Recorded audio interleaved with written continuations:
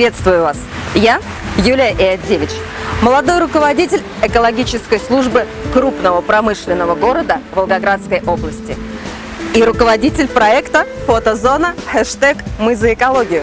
А наша команда Артем Морозов, Александра Панова представляют вам проект в номинации «Сохраняй природу», который должен быть реализован на территории города Волжского и сформировать фотозону на фасаде лаборатории экологической службы города, которая привлечет к себе внимание жителей в первую очередь к зданию и вызовет вопрос, а что это, для чего, кто там обитает.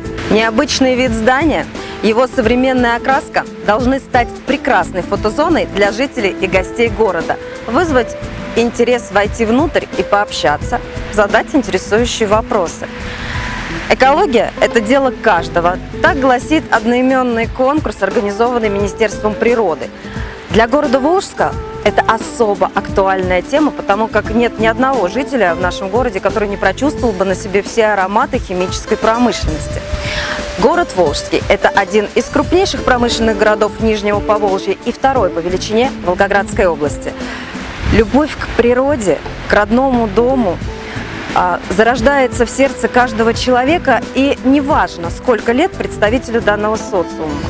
Реалии современного мира диктуют нам познание последних новостей, тенденций через социальные сети, а восприятие мира через хэштеги.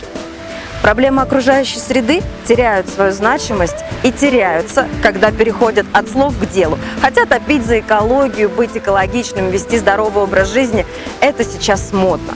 А молодежь у нас любит быть в тренде, любит быть модной.